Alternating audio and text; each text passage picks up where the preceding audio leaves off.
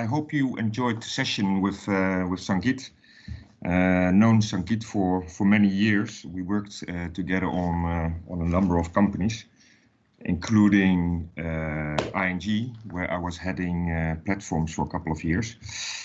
Today, I would like to discuss with you how to successfully develop and design platforms. It's actually a masterclass on platform design. And actually, my main message for today is your business could be a platform business. And in fact, it probably should be. And if I look at my experience in my clients, which are primarily financial institutions, it's very much the case, right? So platforms is a hot topic, but it's certainly not sort of completely embraced. A little bit about myself. So my name is Hugo Raaijmakers. I worked in the past for Vodafone, head of digital marketing. I worked 10 years for Philips in several digital innovation roles. Also working a lot on platforms, healthcare platforms, wellness platforms. Worked at ING, global head of innovation management and global head of platforms for retail and SME. And currently I work 2 years as a partner at PA, which is a consultancy firm with around 3,000 people focusing on innovation and transformation. In my former job at ING, I was responsible for setting up ING's global platform strategy, but also rolling out a whole number of initiatives in the market. And essentially what we did is we created the whole engine, the whole innovation engine, the methodology for platforms. We accelerated several value spaces like housing, like mobility, but also FX and trade.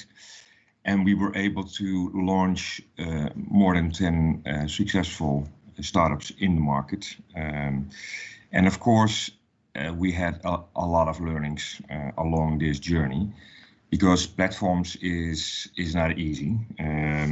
It's quite a complex piece of material. But to explain this in a simple way, and I think that that is a good thing. What my experience is so far working with a lot of boards of management is that the term platform is a lot of times really misunderstood. And there is also mostly not a lot of alignment on what it exactly means. And this is actually a very simple explanation. And so it's a platform business model, creates value by facilitating interactions between groups using a common technology platform. And mostly you have, like, on the one side, you have producers, you have consumers, and a platform sort of matches those different needs and interactions. And there is value, which is the result of that. And with platforms, of course, there are a number of special characteristics in relation to other business models. And so it's very much about network effects. It's about control points. And it's also about taking a position in the digital ecosystem. Very scalable and it's very profitable if you do it right. All right. So, of course, everybody in this world, in day and age, is interacting with platforms ongoingly, right? You have Facebook, you have all of the big platforms, but also small platforms and small scale-ups. And the reason for that is that from a consumer perspective, they actually reduce friction, they lower prices, and sometimes you get a lot of good service. And these characteristics, they also count for business world and how businesses interact with each other. Now, of course, I'm telling you nothing new if I'm telling that most of the, so 7, 8 of the most valuable companies in the Fortune 500, they're all platforms, right? They have embraced this business model a long time ago. It's, for instance, Amazon, you have Twitter, you have Facebook, and they together make more than 5 trillion euros valuation. But now also, a number of years already, of course, there are a lot of benefits also for the banking financial industry. And this is getting more and more traction, is becoming more and more important as financial institutions get commoditized in the market. And for instance, if you take a couple of effects from executive research, you see that 90% of executives believe that cross-industry platforms will become more important to the industry. They say adoption of platforms will positively impact revenues, profitability, and customer satisfaction. And they think that platforms will also help to go beyond banking or going beyond insurance. And this is also what I very much see for my practice, is that financial institutions more and more get into this topic, not only for platformizing their core, but also to look at new value spaces, like for instance housing or mobility. And the way to play a role there is to embrace this new platform business model propositions. Now, of course, there are a lot of challenges along the road that banks and financial institutions, they need to take count of. Of course, there's regulation on the data. You have GDPR in Europe, which of course limits sometimes the potential of the platform in the market. There is cultural differences if you start engaging in the ecosystem with other parties, energy companies, whatever, or small startups or scale-ups. There could be a topic of trust and transparency sometimes. And many marketplace opportunities, they have already been taken, right? So it's a development that is really on steroids, right? So you should really start investigating what a platform strategy could mean for your company. And then this counts for a lot of business, but especially for platform.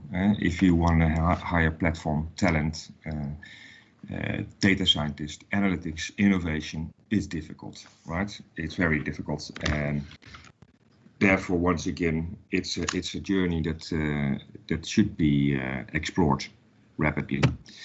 Okay, then you have all of these successful big techs and scale-ups coming up, which sometimes poses the question: what are traditional banks and insurers? Do they have a role to play in this development? And I would say yes. So traditional organizations still have a lot of competitive advantage. A strong brand, a large customer base, huge, very valuable data assets, a lot of capital still to move around quickly, global channels, global audiences. What we also see, a lot of core assets which are really valuable to deploy on the platform. And of course, a wide network of partners and suppliers. Now, this is not something that most scale-ups can say, right? Although they have, of course, other interesting things like the mindset and the attitude to move fast. Well, what I want to do today is to give you a quick preview of a playbook that we are currently working out, and it's actually coming out in January. And it's a playbook that actually addresses the journey that a lot of leaders have starting to explore platforms. And the questions that they have is, what should I do for strategy, right? How can I create a powerful strategy for platforms?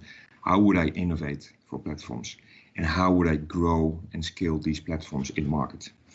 And what we've done in this playbook is to collect all of our learnings over the last 15 years on platforms and make it into a very pragmatic, easy to use playbook that can be used by business teams to explore quickly what the potential is of a certain idea.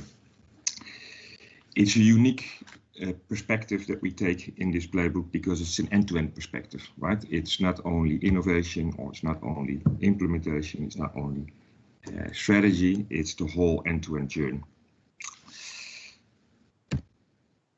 And actually, what that looks like is a little bit like this, right? So it's defining your platform's opportunity, it's designing and validating and building your platform business, and then it's building a scalable business. And there are all kinds of questions in this journey that are important to ask yourself when you start on this journey, and to get proper answers upon. Now, to get those answers, we started to work this out into a number of tools, right? So, for instance, if you think about strategize, you are going to think about how to integrate a platform strategy or how to create one.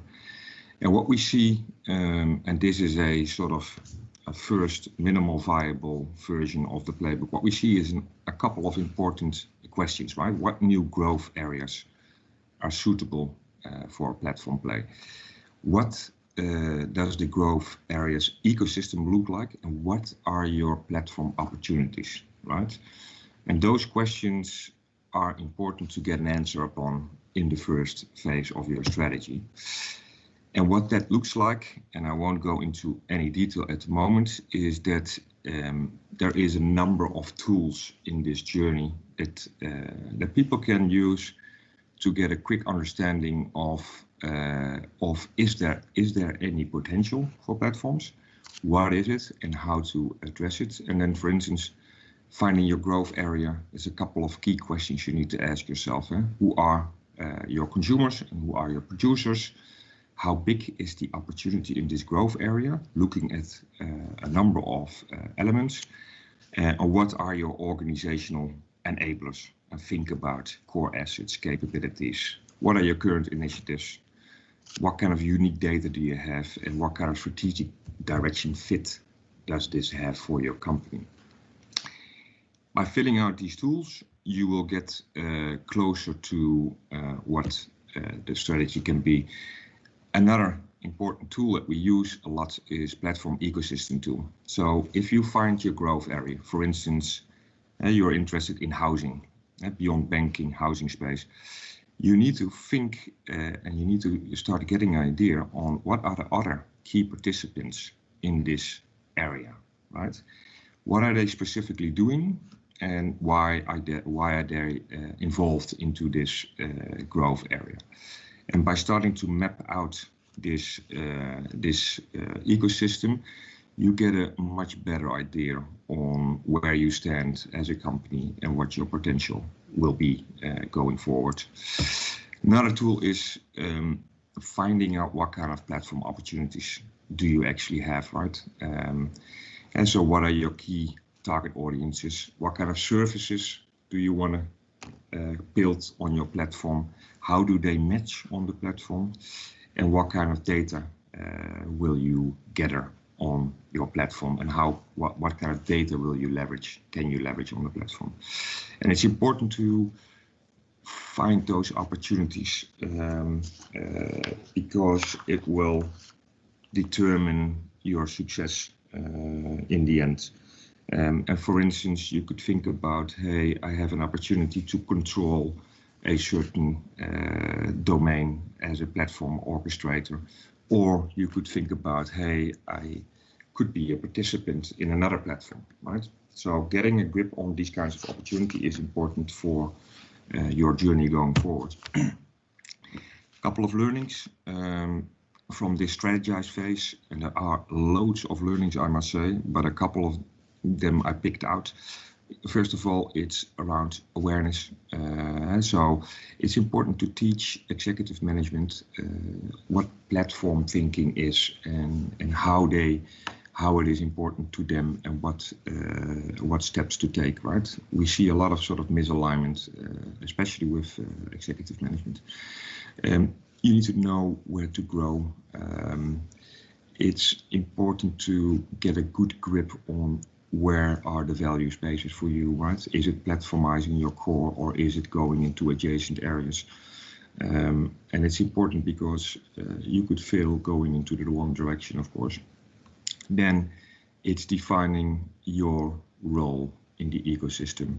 And sometimes, and that's what I experienced with ING, for instance, where from a commercial banking perspective, we wanted to go into platforms in FX and trade, but as we were sort of assessing the ecosystem, it appeared that a lot of those positions were already taken, right? And that we were more of a participant in a number of those platforms. And then what I already said, find the right opportunity and spend time on that before you really dive deeper. Okay, so you go from strategy to innovate, right? You find your growth space, you find your ecosystem position, and you have your opportunities, your first opportunities. And then what it is you have to go into experimentation, and experimentation is essentially key for this area. There's a lot of uncertainty with platforms. They're mostly new, they're mostly into new areas with new technologies. So experimentation is actually an essential asset of your way of working. And there are a lot of good practices in the market doing this, but you should never forget that this is an important aspect of bringing platform opportunities to life, right? It's not a first time right, definitely not. You need to experiment a lot to make sure that you find that sweet spot in the market, and that you find that you make sure that your network effects are working in the market. And that is a lot of hard work. And if you think about Uber, Amazon, or Alibaba, all of these companies are platform companies, of course, but also all of these companies have this experimentation mindset really at the core of their company, right? Running thousands and thousands of experiments per day. And if I look at the companies where I worked, it's certainly the case that experimentation is something that companies have sometimes difficulty with. The reason for that is that failure, of course, is still something which people are afraid of, and experimentation is, of course, a lot of failure, right? So it's really good to spend time on changing that mindset in your company and make sure that you set yourself up for success. So what kind of innovation tools do we have, right? And I lifted out a number, but we have a lot of tools in this phase. Customer journeys and producer journeys. It's about the value, what kind of value proposition are you building, and what kind of business model is important, and how can you get to the detail of that. Just a couple of tools I lift out and tell a little bit about. For instance, the consumer and producer journey, right? In a platform, you mostly have consumers and producers, just like Uber, you have like drivers, and you have people that want to have a ride, right? Producers and consumers. And you have to make sure, and I think that this is one of the most important things, that you find the need of those audiences, and you validate that need. And next to that, you make sure that you connect the need, that you match the need. And only if you have done these three things, you will have a successful platform. And this tool essentially helps you to do this. Another tool is value proposition, right? You need to have a value proposition for your platform, right? Which is all about creating that mission and creating a value proposition for the consumer side and for the producer side. And why is it two value propositions? You might ask yourself. Of course, again, if you look at a simple example like Uber, they have a proposition for people that want to find a ride quickly, and they have a proposition for taxi drivers that just want to make some extra money.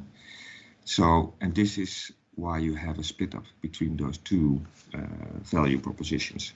And this tool helps you with articulating those value propositions, but also looking at what kind of key reasons to believe are there per value proposition. Business model. This looks a little bit more complex. Probably is, because here we actually bring together all of the key elements of the platform business model, which where you have on the left side consumers, the right side producers, in the middle yourself potentially as a platform owner, and on the bottom you have the revenue streams, you have the partners, and the cost structure, and the resources that you need, right? And by filling this in, you get a pretty good 360 perspective on what it is, what your platform business model is about, and where you need more info, and how you can make it more successful. Some key learnings. You have to find real problems, and this is not so easy, right? Because this is a step that mostly is skipped or not done right. I also must say is that with platforms you have consumers and producers. That is normally not the case. Normally you have a client and you have a company. So validating the consumers and the producers parallel to each other sometimes is hard for new people that start to develop platforms. And then of course you need to find the match. What is the core interaction on the platform that matches those different need sets? Also something that is being viewed as not easy.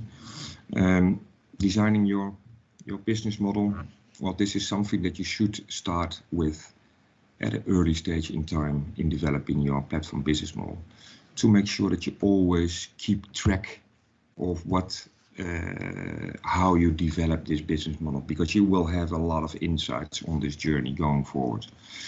And then the last thing is design your control points. So how can you make sure that the platform becomes really sticky, right? How can you make sure that it becomes sticky from a producer point of view and from a consumer point of view? And just to give a quick example, for instance, Fitbit, what is their control point? Their control point is their health data, right? It makes sure that you come back every time to the service to look at your progression per day, and make sure that you reap the value of that. And of course, this can be different for any other platform, but it's important to keep track on what makes this platform sticky, and mostly it's data that makes it interesting for parties to engage with the platform. Then we go to the last phase of this method, which is actually grow. It's all about scaling. And also here we picked out like 3 different tools, different elements. It's the platform operating model. And what does this look like? It's platform strategy. And so how do you create a powerful strategy to sustain growth? And it's about network effects. How do you design and use network effects to further scale your platform? And these 3 things are also very important, especially in the phase when you start scaling and growing your platform.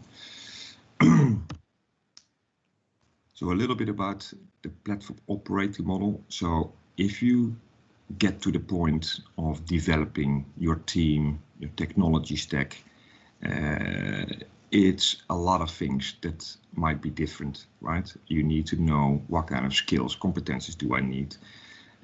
What kind of data sources do I need? How do I get them? What kind of applications and technologies do you need? Infrastructure. What about the culture? Is that the right culture? How do we influence it? So there's a lot of these elements in your operating model that will be different, right? And it's good to get a clear picture on what that is and how you can influence that and how you can roadmap these elements. And of course, by no means this is solving your problem, this tool, but it gives you already a very clear understanding and a discussion with your peers and with specialists. Platform strategy tool. So this is sometimes also a little bit an area where there is not sufficient ideas in corporations and companies. So what is your data strategy? What kind of data goals do you have? What would be a vision for your data? And how would you bring together unique data from an internal, external, and open data point of view? And what kind of capabilities would you need in order to drive data successfully through your platform and make sure that you are prepared for this. So this is all about the data tool, data strategy tool. Network effects, of course, this is something which is a pivotal element of platforms. It will definitely determine your success and the way how you can exponentially grow your platform in the market, in the ecosystem. And this is something that you will of course start with earlier in your platform journey, but definitely you need to drive this regularly and monitor it and review it when you have your platform in the market and you launch your first MVP. And these kinds of tools help you to focus on the right elements and to also experiment with network effects. So, and this actually brings me to some other learnings that we have had so far. So focus on skills. It's what I already said. It's important to get a grip on what are the right people in the company. How do you grow people? How do you develop them? How do you recruit people that are important to bring this to the next level? And sometimes also it's how can you acquire companies that will add to this base of skills and resources. Yeah, so designing this new architecture, it's a lot of new architecture in my experience. It's open cloud-based software, which of course not always aligns well with the current IT infrastructure, and therefore it needs a lot of attention and it needs to be regularly reviewed to make sure that it's gonna be successful. Then it's about data. I cannot say it more.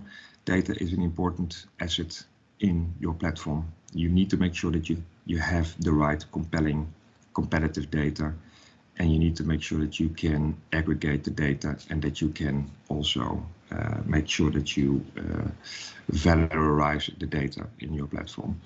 And this needs also attention, and a lot of attention. And then what I already said, network effects. It's important to keep on paying a lot of attention to this, because this is what will bring your platform to the next level and which will boost it in the market. Well, question is, are you ready to start your platform business journey? I hope that I have been able to give you at least some perspectives, some simple perspectives on what it takes to design, develop and launch a platform. These kinds of tools and insights, they might help you.